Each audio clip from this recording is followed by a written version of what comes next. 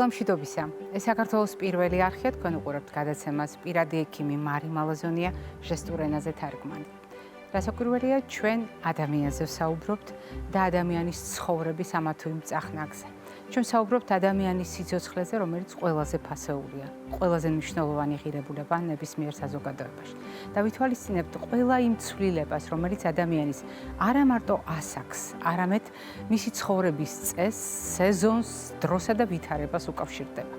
როდესაც სადღესასწაულო დღეებში სხვადასხვა სამედიცინო რეკომენდაციას გიზიარებთ, ჩვენი ერთადერთი ამოცანა ადამიანების უსაფრთხოებაზე ზრუნვა. ჩვენი პროფესია ამას გულისხმობს, არ ვავნოთ ადამიანებს და მხოლოდ სიკეთე მოვუტანოთ მათ ჯანმრთელობათ, მათ სიცოცხლეს. და თუ სადღესასწაულო დღეებში გადაადგილებაზე ვსაუბრობთ, სხვადასხვა წახნაგი აქვს ამ გადაადგილებას, მათ შორის, რა თქმა უნდა, სასიამოვნო ინფორმაციის, შთაბეჭდილებების მიღებას, მაგრამ ახლავს დამატებით რისკები, რომელიც სხვადასხვა სიტუაციაში სხვადასხვაგვარად უნდა გავითვალისწინოთ. მაგალითად, ჩვენ ვსაუბრობთ ხოლმე უშუალოდ მგზავრობის დროს სხვადასხვა სახის რისკზე. ჩვენ ვსაუბრობთ ხოლმე მაგალითად კვებასთან დაკავშირებულ რისკებზე და ასე შემდეგ, მაგრამ დღეს საუბარი მინდა დავიწყო იმ ინფორმაციასთან დაკავშირებით, რომელიც ძალიან საგულისხმო აღმოჩნდა თანამედროვე მსოფლიოსთვის, როდესაც ალკოჰოლური სასმელების დაგემოვნება სხვადასხვა ქვეყანაში მოგზაურობის დროს, ან საკუთარ ქვეყანაში ერთი ადგილიდან მეორე ადგილზე გადაადგილებისას, ან ერთი კუთხიდან თუნდაც საქართველოს მეორე კუთხეში გადანაცვლებისას, ერთი ოჯახიდან მეორე ოჯახში სტუმრობისას. აღმოჩნდა, რომ ამას აქვს უზარმაზარი მნიშვნელობა, თუ რატომ ამას ჩვენი სიახლის ბლოგიდან შეიტყობთ.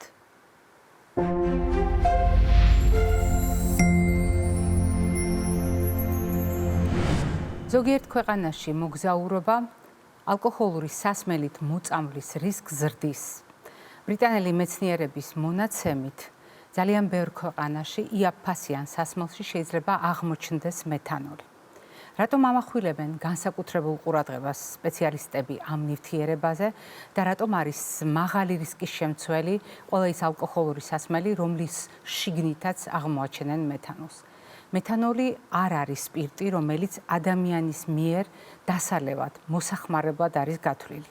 მეთანოლი გახლავთ საკმაოდ ტოქსიკური სამრეწველო სპირტი, რომელიც შეიძლება აღმოვაჩინოთ მაგალითად ანტიფრიზის შემადგენლობაში, მაგალითად საქარე მინების საწმენდის სითხის შემადგენლობაში, ასევე სხვადასხვა საღებავის გამხსნელის შემადგენლობაში. სწორედ ამიტომ გაერთიანებულ სამეფოში სპეციალისტებმა წამოიწყეს კამპანია, რომლის ფარგლებშიც აუცილებლად მოუწოდებენ მოსახლეობას. თუ თქვენ იმყოფებით საზღვარგარეთ, ან საეჭვო ადგილას, სადაც გთავაზებენ საეჭვო ხარისხის ალკოჰოლურ სასმელს, უმჯობესია უარი თქვათ ასეთ ალკოჰოლურ სასმელზე. და როდესაც ვლაპარაკობთ უცნაურ ნიშნებზე, განსაკუთრებული ყურადღება უნდა გავამახვილოთ მაშინ, როდესაც ნაბახუსევის სინდრომი არის უჩვეულოდ გახანგრძლივებული. როდესაც ადამიანი იმაზე უარესად გრძნობს თავს, ვიდრე სხვა შემთხვევაში ანალოგიურ მდგომარეობაში. ან აქვს გამორჩეული დისკომფორტი და შესაძლოა აქვს მხედველობასთან დაკავშირებული პრობლემები. სწორედ ამიტომ ბრიტანელი მეცნიერები თვლიან, რომ ამ სიმპტომების არსებობის შემთხვევაში ადამიანმა დრო არ უნდა დაკარგოს და დაუყოვნებლივ უნდა მიმართოს სასწრაფო დახმარებას.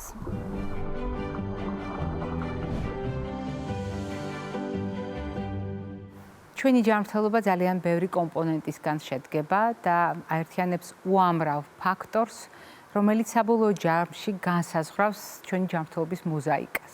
ამ მოზაიკაში ყველა დეტალს აქვს თავისი ადგილი და თავისი როლი და ნებისმიერი დეტალის დანაკლისი ქმნის პრობლემებს. განსაკუთრებით მაშინ, როდესაც სხვადასხვა ნაწილი ჩვენი სხეულის ერთმანეთთან მჭიდროდ არის დაკავშირებული ანატომიურადაც, ფუნქციურადაც და ასეთ შემთხვევაში იზოლირებული პრობლემები არ არსებობს. ძალიან ბევრ თქვენგანს გიფიქრიათ, როგორ ხდება მაგალითად თანკბილვის მოწესრიგება.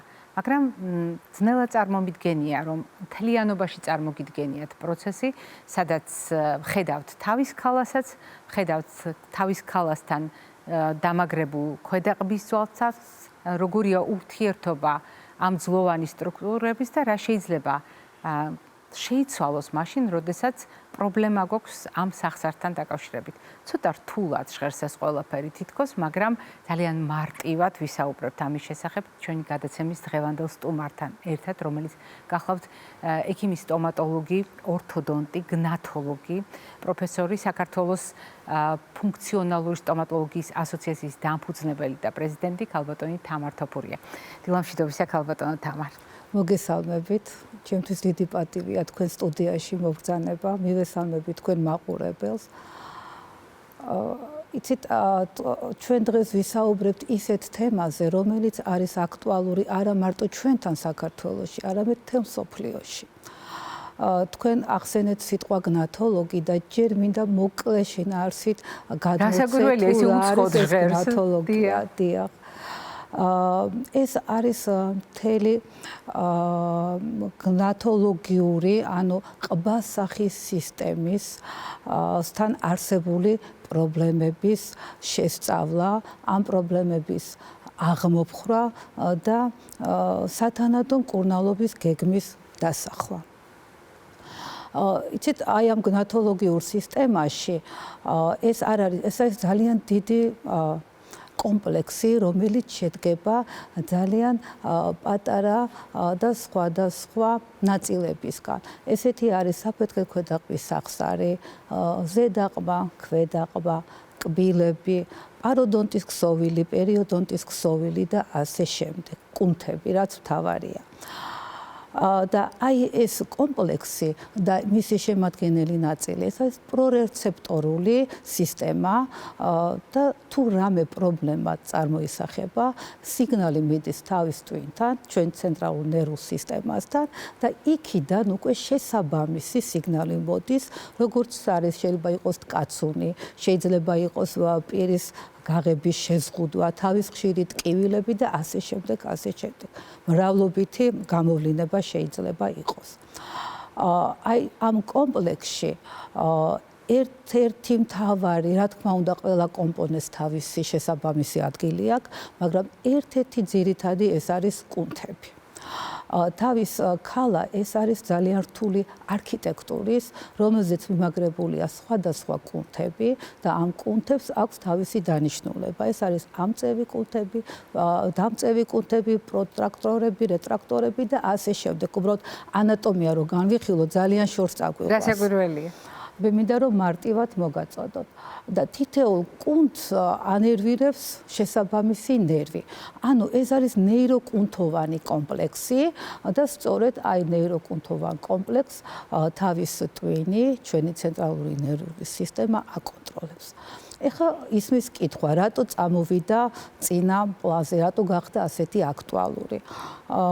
ზოგჯერ არის ისეთი სიმპტომატიკა, აი თავის ხშირი ტკივილები, აპნოე, უძილობა, როდესაც რაიმე მედიკამენტოზური ჩარევა აქ არის უძლური. სამწუხაროდ ხდება ასე და ამიტომ უნდა მოხდეს დიფერენცირება, საიდან არის ეს გამოწვეული სტომატოგნათური კომპლექსიდან, რასაც გნათოლოგიური პრობლემებს ვეძახით, თუ ეს არის ნევროლოგიური პრობლემა.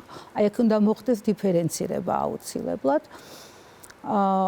და უნდა აღვნიშნო, რომ აი სწორედ ქვედაყბის სწორ დინამიურ მოძრაობას განაპირობებს კუნთები, რომლებიც არიან ჰარმონიულ მოძრაობაში ერთმანეთთან.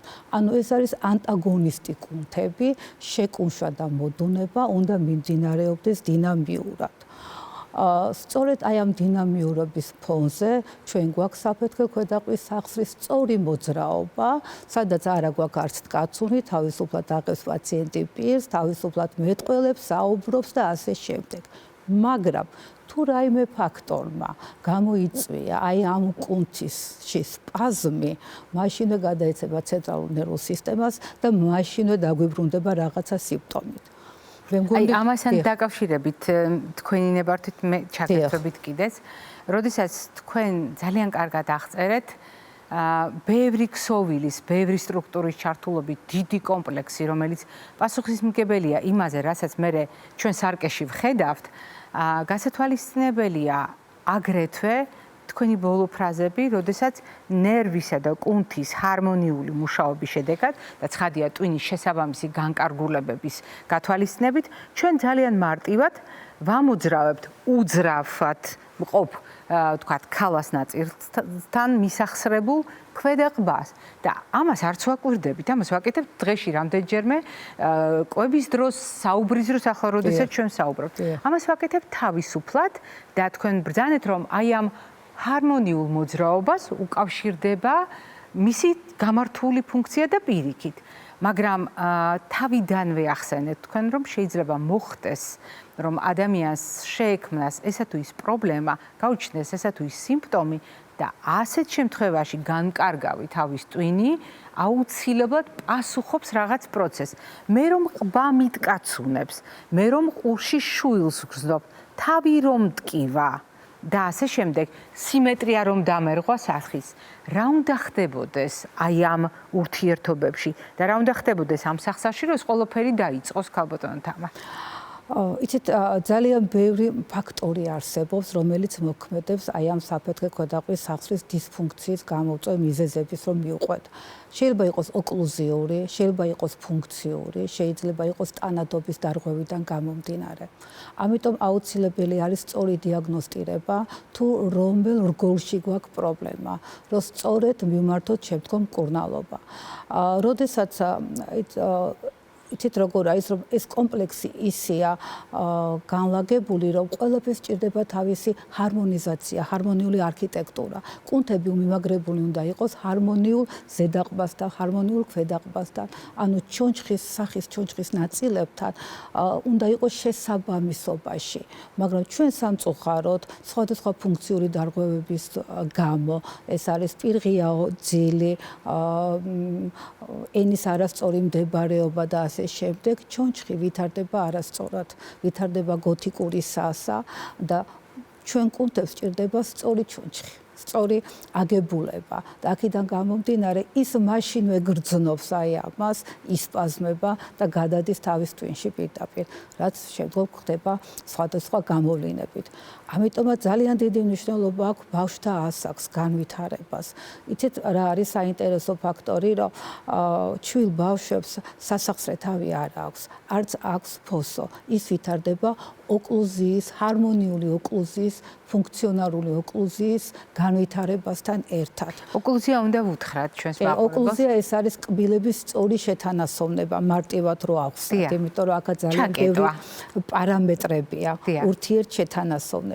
დიახ, და აი ამ დროს მინდა მშობლებსაც მივცე, ესე ვთქვათ, რეკომენდაცია, რომ სარძევე კბილების მოვლა ეს არის აუცილებელი. აუცილებელია სწორი დროული დაბჟენა, იმიტომ რომ ზოგჯერ იციან სარძევე კბილია და ყურადღებას არ მიაქცევენ.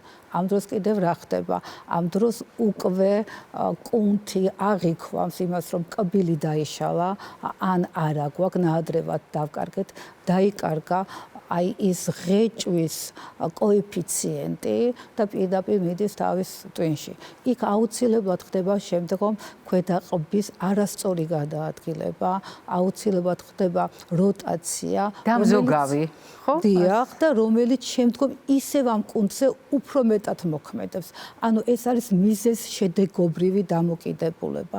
საოცარია, ერთი აზიანებს მეორეს, მეორე კიდევ უფრო მეტად აზიანებს და აღრმავებს პროცესს. და აღრმავებს პროცესს. როდესაც ბავშვებზე საუბრობდით, ძალიან მნიშვნელოვანი საკითხი ბრძანეთ ფორმირება ბავშვის და თლიანი ჩონჩხის ფორმირება და მათ შორის იმ სტრუქტურების, რომელიც საბოლოო ჯამში განაპირობებს სიმეტრიული ექნება სახე ბავშვს, ექნება თუ არა ყბაში ткаცუნი ყური შეუგუბდება ამ მიზეზით თუ სხვა რამ. მაგალითად, ძალიან ხშირად სვამენ კითხვას მშობლები საწოვარას გამოყენებასთან დაკავშირებით და ხანგრძლივი გამოყენების თვალსაზრისით. აქ რისკები განსხვავებულია ხოლმე და ერთ-ერთ ფაქტორად მეტყველების თერაპევტები ყოველთვის ასახელებენ იმას, რომ მეტყველება და კვებითი ჩვევების დამკვიდრება პარალელურად, როდესაც ბავშვი კვბეჭს, ბავშვი აკუცმაცებს, ღეჭავს პროდუქტებს, არის მნიშვნელოვანი. როდესაც ჩვენ ვლაპარაკობთ იგივე საფეთქელ ქვედაყბის სახსრის ჯანმრთელობასთან დაკავშირებით ან იმ ჭრილში, იმ დიდი კომპლექსის ჭრილში, რომელიც თქვენ აღწერეთ, არის მნიშვნელოვანი მაგალითად საწოვარეს გამოყენება და საწოვარეს ხანგრძლივი გამოყენება. შეიძლება აღმოჩნდეს ის რისკ ფაქტორი, რომელიც მე აი ამ ჰარმონიას დაარღვევს. დიახ, აი ერთ-ერთი გამომწვევი მიზეზი შესაძლებელია იყოს მაწოვარა. მე ძალიან ისეთი ისა მაქვს ხოლმე მშობლებთან, როცა დავინახავ, რომ ბავშვი მაწოვარეთია, ჩემზე ძალიან მოქმედებს. და რატომ? იმიტომ რომ მაწოვარას ხანგრძლივი მოქმედება ეს არის, როდესაც ენას არ აქვს სწორი მდებარეობა და იცით როგორ არის, ეს არის მთელი კრანიომანდიბულური სისტემა ერთმანეთთან არის კავშირში და ენა არ პოზირებს ისე როგორც საჭიროა, არ აქვს სათანადო ადგილი, ზედაყბის ფორმირებას ხელს უწყობს ენის თვითონ ზურგი და ამ დროს ენა დაშვებული აქვს მკერდზე და არ ხდება ზედაყბის სწორი ფორმირება, ანუ სასის ფორმირება და აი ამ დროს ლატერალური ფრთისებრი კუნთი, რომელიც პირდაპირ საფეთქე ქვედაყბის სახსრის მოძრაობაზეა პასუხისმგებელი, პირდაპირ მიდის იმპულსი, რაზეც არის მიმაგრებული, რომ აი ეს ზედაყბა არის ძალიან ვიწრო, რომ ეს მის არქიტექტურას არ შეესაბამება და აუცილებლად უკვე მერე შემდგომ ვითარდება სხვადასხვა პათოლოგია, სხვადასხვა სიმპტომი, უფრო სწორედ, დისფუნქცია ისედაც ვითარდება სხვადასხვა სიმპტომატიკით. ეს როდის იჩენს თავს? მყავს აი 7-8 წლის ბავშვებიც უკვე მყავს, 9 წლის ბავშვებიც მყავს სამწუხაროდ. ანუ საკმაოდ ადრეულ ასაკში ადრე არ იყო და აი ეხლა უკვე 9 წლის ასაკის ბავშვები მე ძალიან ბევრი მყავს. აი როგორი გამოვლენა, რა ჩივილით მოდიან? აი საოცრება, თაბრუს ხვევა, რომელიც უკვე ბევრ ადგილას არის ნამკურნალები, ყურებში შუვილი, სმენის დაქვეითება, ეს ძალიან მნიშვნელოვანია. სმენის დაქვეითებასთან დაკავშირებით მინდა გითხრათ, რომ აი ეს საფეთქე ქვედაყბის სახსრის თავისი ანატომია ისეთ ადგილას მდებარეობს, როდესაც არასწორად გადაინაცვლებს კუნთების სპაზმის გამო, ის აწვება სასმენ ორგანოს და სმენის ორგანოს და იქ უკვე ზიანდება ჩვენი სმენა. ამასთანავე იქვე არის წონასწორობა, წონასწორობის ორგანო. დიახ, ვესტიბულური აუცილებლად იქ აი ბავშვები თაბრუს ხვევით მოდიან. და ამ დროს პრობლემა არის სახსარში. პრობლემა არის, იცით როგორ არის, ანალიზები უკეთება, ზოგს ჰემოგლობინი, გოლერკინის ნაკლებობა ელემენტები ხო ხვდებით, აი ეს შეიძლება თავის ტვინის კომპიუტერული შემოწმება. გაკეთებული აქვს და მოდიან აი ამ პრობლემებით და სამწუხაროდ ყავს ესეთი პაციენტები და ეს აუცილებლად არის სხვადასხვა მიზეზის გამო. პირველი ფაქტორი ეს არის, რა თქმა უნდა, მავნეჩვევა. მაწოვარას წოვა ეს უკვე მავნეჩვევა, თითის წოვა და ასე შემდეგ, იმიტომ რომ ესე იგი არასწორად ყალიბდება ყვები. მეორე ეს არის სარძევე კბილებს, როდესაც არ მიაქცევენ ყურადღებას, დროულად არ დაიბჟინება და სწორედ არ დაიბჟინება. კიდე ძალიან მნიშვნელოვანი ფაქტორი არის, როდესაც პირველი მოლარი ამოიჭრება. მე გადავედი ბავშვთა ასაკში, იმიტომ რომ მინდა რომ პრევენცია გაკეთდეს ამ დაავადების და გაითვალისწინონ ოჯახებმა. მშობლებმა და იყოს უფრო შემეცნებითი ხასიათის და იცით როგორ არის, რომ აი პირველი მოლარი, როდესაც ძირითად კბილზეა ლაპარაკი. როდესაც თვალთანკბილოში გადავდივართ და კარიესი განვითარდება, აქ ჩვენ გვაქვს რეტროზიული ბორცვი. და ეს ბორცვი, რომელიც ანუ უკანდება. დიახ, რომელიც განაგებს ქვედაყბის სწორ ზრდა განვითარებას, გადაადგილებას, იმიტომ რომ სახის ქალას ძვლები ცოტა სხვანაირად ვითარდება და იზრდება, აქ არის ზრდა და გადაადგილება. და ეს რომელიც აი ეს რეტროზიული ბორცვი თუ დაირღვა, აუცილებლად მერე შემდგომ ვითარდება ჩონჩხოვანი მეორე კლასი, ანუ ქვედაყბა გადაინაცვლებს უკვე.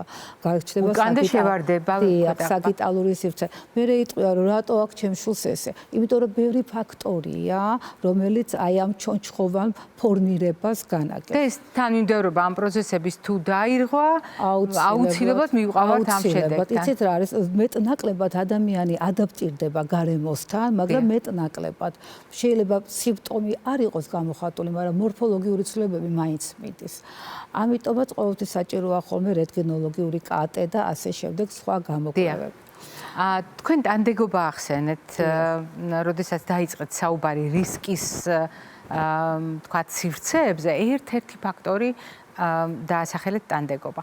და შეიძლება მაყურებელს ეხამუშოს და მოხვდეს ყურში, რომ რა შუაშია ტანდეგობა და რა შუაშია სახსარი, რომელიც ქალას და ქვედაღბას ერთმანეთთან აკავშირებს. რატომ უნდა დაიწყოს აქედან პრობლემები, როდესაც მაგალითად არის ბრტყელტერფიანობა, როდესაც მენჯის არასწორი დგომა, ან ხერხემალთან დაკავშირებული სირთულეები, რომელიც თავის მხრივ ეყრდნობა სწორედ ბრტყელტერფიანობას და მენჯის სიმეტრიულობის დარღვევას და ასე შემდეგ. რატომ შეიძლება მაგალითად ტერფი და ყბის ძვლები უფრო სწორად სახსარი იყოს დაკავშირებული?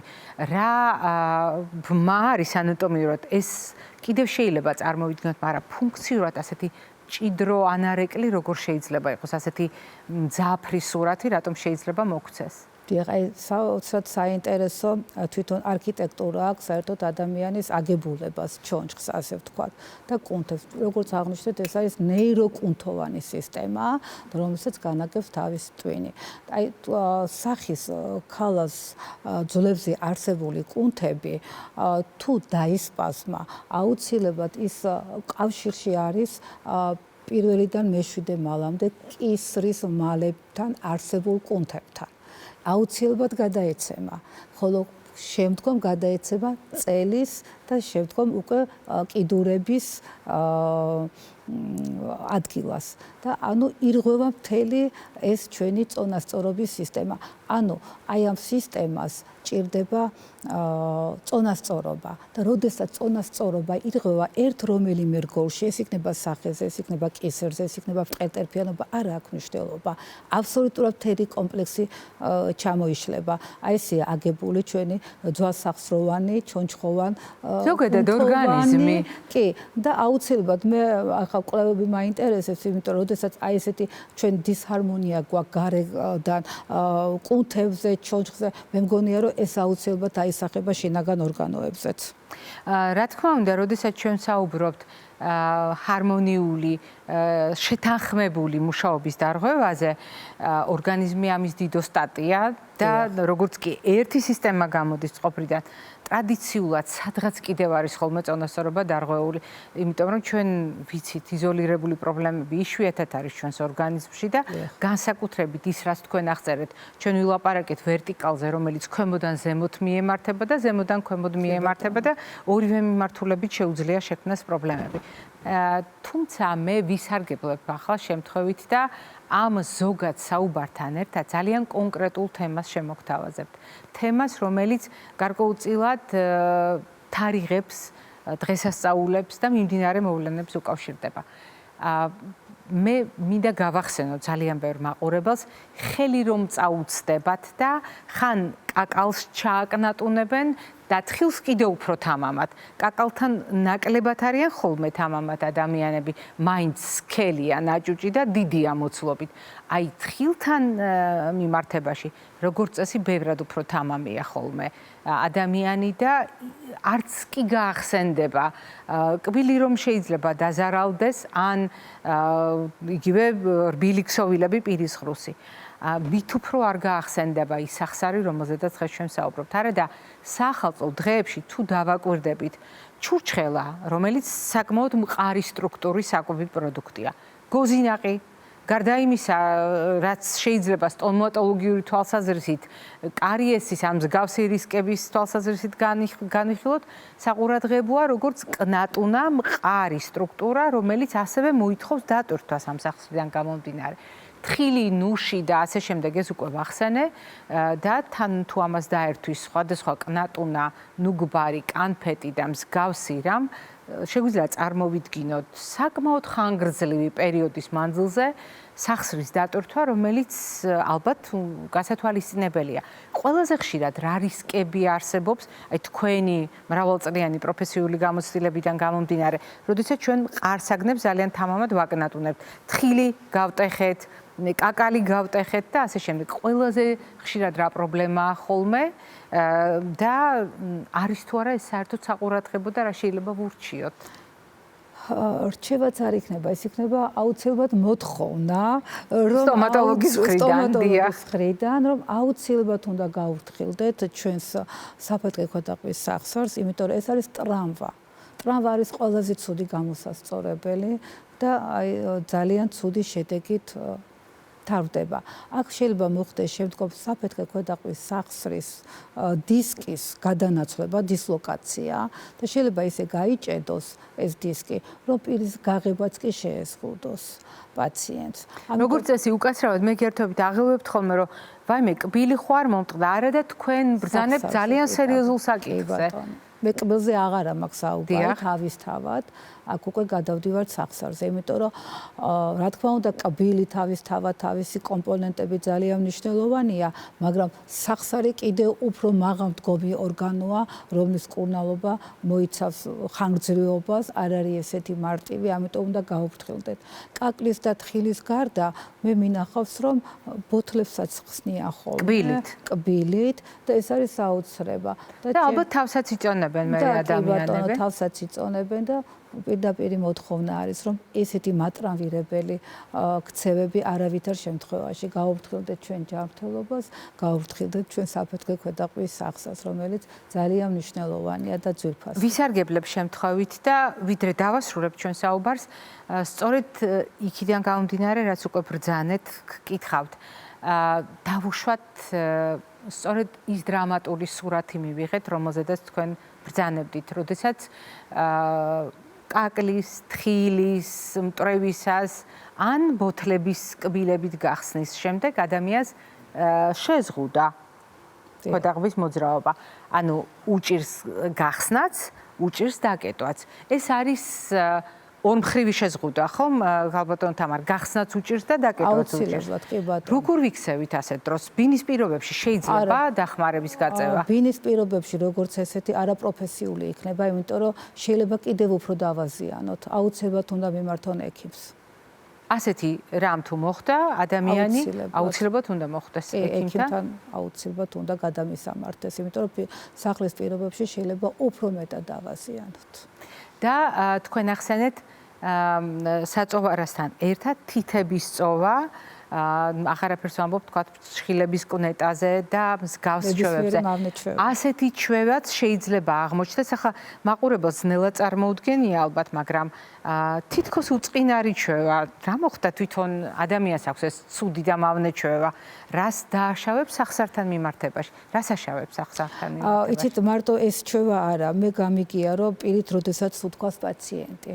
ბავშვი განსაკუთრებით და მშობელს უთქვამს, რომ იცით ეს ჩვევაა. ჩვენ ვიყავით ექიმთან, ეს ჩვევაა. არა, ჩვევა ტყუილად არ მოდის, იქ ესე იგი რაღაცა პრობლემა არის. ანუ რაღაცის საფუძველზე ჩამოყალიბდა. კი ბატონო. და რაც შეეხება კუნეტას და სხვა ნივთების წოვას, იგივენაირად, რაც მაწოვარას შემთხვევაში, ზედაყბა ვერ განვითარდება, ხოლო ზედაყბა თუ სწორედ არ განვითარდა, ქვედაყბა სწორედ ვერ მიყვება. უკვე თავისთავად ვითარდება ძალიან დიდი პრობლემები. და ასევე ძალიან ისეთი ის არის თემასთან დაკავშირებით, აპნოე მინდა ჩვენ მაყურებელს აუხსნათ, რომ აპნოე ზოგ შემთხვევაში და უმეტეს შემთხვევაში გამოწვეული არის ქვედაყბების არასწორი მდებარეობით. ეს არასწორი მდებარეობა სწორედ ბავშვობიდან მოდის, ან ოკლუზიური პარამეტრების დაკარგვით, ან კბილის, როდესაც ამოიღებენ კბილს, მოხდება კბილის ექსტრაქცია და არ მოხდება ღეჭვითი კოეფიციენტის აღდგენა მალე, ანუ არც ხიდი, აპროტეზირება არ მოხდება, აუცილებლად ქვედაყბა როტირებს ქვევით და უკან. და ჩვენი ზედა სასუნთქი გზები ამ დროს ვიწროვდება და იკეტება და ძალიან მნიშვნელოვანია აპნოეს დროს რეკომენდაცია იქნება ეგრეთ წოდებული, თუ 1-2 შემთხვევა მაინც ქონდათ აპნოეს ეპიზოდის, ანუ ღამე გაღვიძებიათ, რომ ვეღარ ჩაისუნთქეს, აუცილებლად მიმართონ ექიმს, იმიტომ რომ ის შემდგომ სერიოზულ პრობლემებს გამოიწვევს. და შემოწმდეს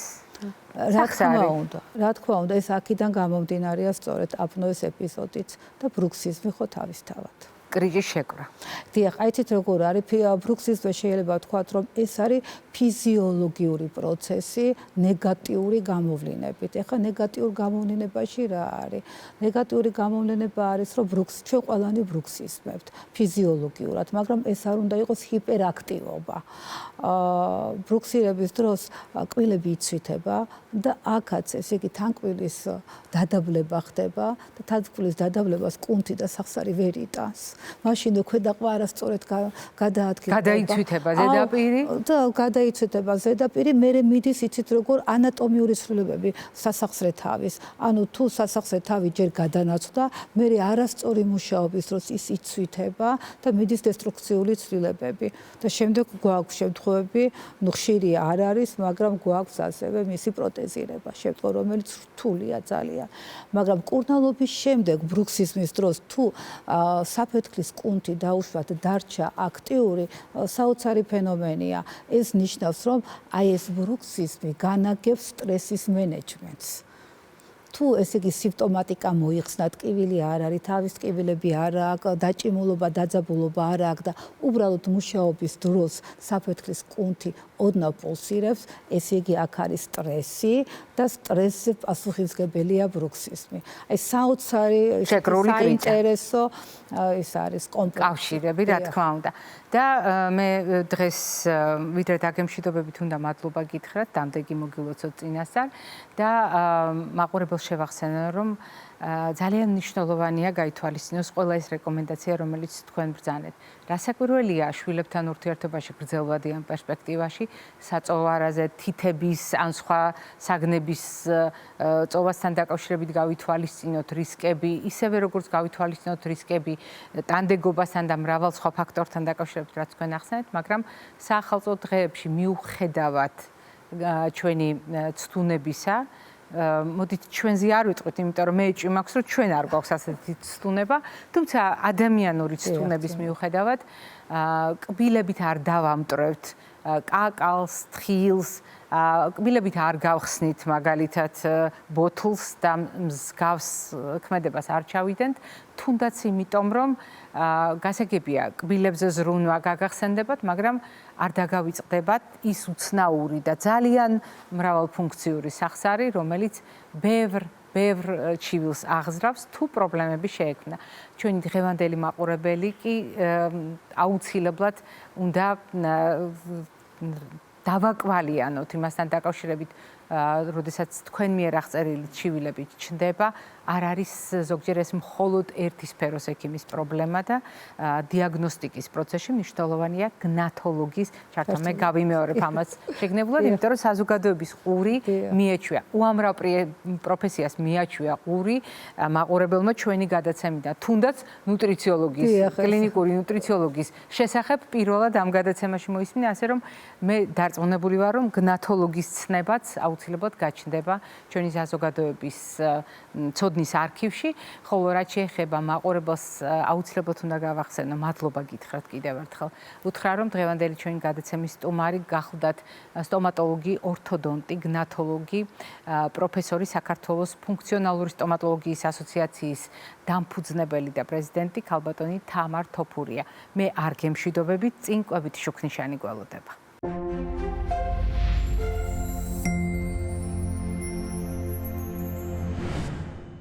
დღევანდელი ჩვენი საუბრის თემა ისე იყო დაგეგმილი, რომ ერთი მხრივ ზოგად პრობლემაზე ვისაუბრეთ და მეორე მხრივ რეკომენდაციები მიუსადაგეთ სადღესასწაულო დღეებს.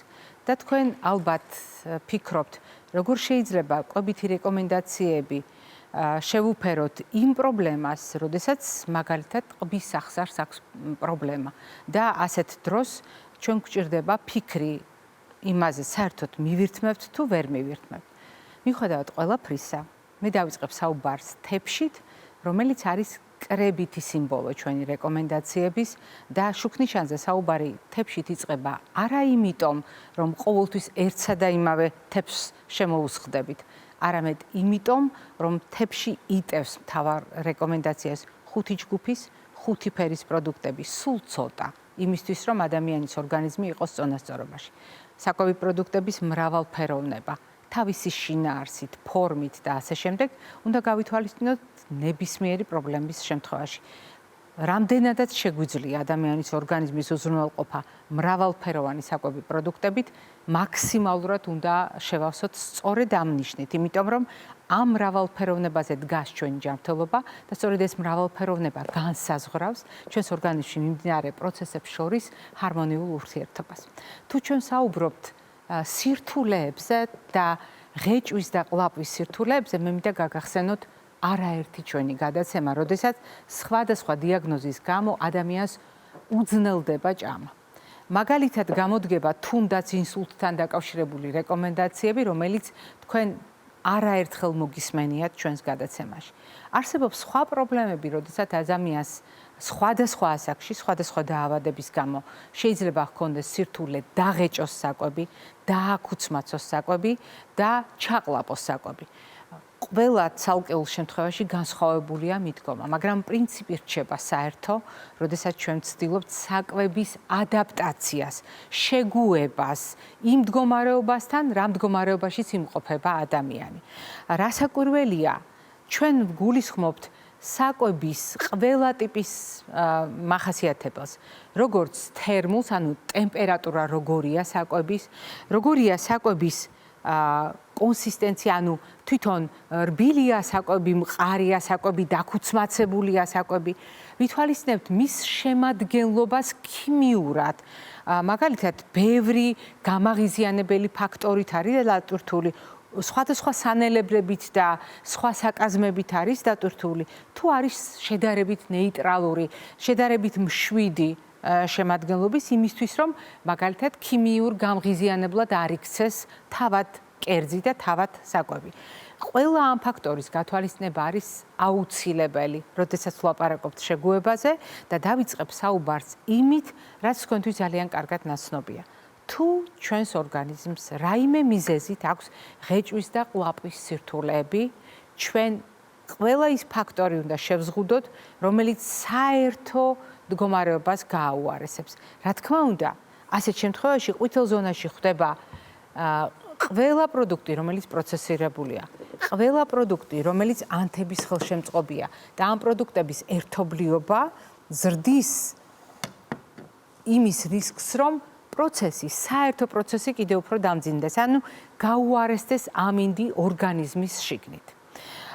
თუმცა ეს არ არის სპეციფიკური რჩევა. ეს შეიძლება უამრავი პრობლემის დროს ჩამოვაყალიბოთ და სხვადასხვა დაავადების შემთხვევაში, ამ მდგომარეობის შემთხვევაში ძალიან წარმატებულად გამოვიყენოთ. რა არის უმნიშვნელოვანესი სწორედ ამ რეკომენდაციაში, როდესაც ყბის სახსართან დაკავშირებულ პრობლემებზე ვსაუბრობთ.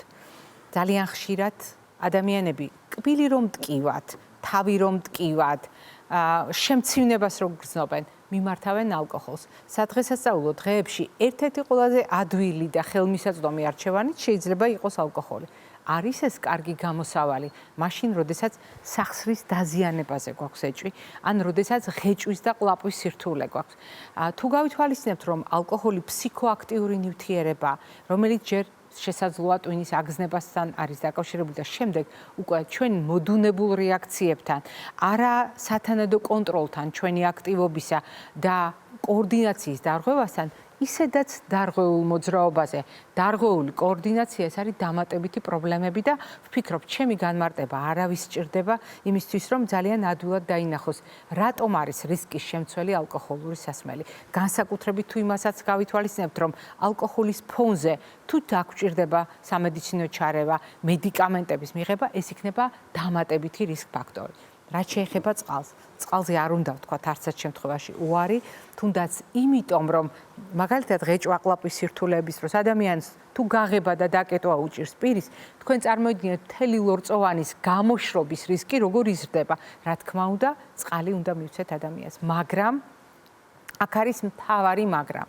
ჩვენ უნდა აუცილებლად ვაკონტროლოთ ადამიანი როგორ ყლაპავს. იმიტომ რომ წყალიც კი ჩვენთვის სასიცოცხლოდ აუცილებელი სითხეც კი, რომლის გარეშეც წარმოუდგენელია ადამიანის არსებობა, შეიძლება აღმოჩნდეს პრობლემების სათავე. როდესაც წყალი აღმოჩნდება არასაჭმლის მომნელებელ სისტემაში, ანუ პირის ღრუდან კუჭისკენ კი არ გააგრძელებს გზას, არამედ ჩვენ მიერ მიწოდებული წყალი, ან თავად ადამიანის მიერ მოხმარებული წყლის ულუფა აღმოჩნდება სასუნთქ-გზებში.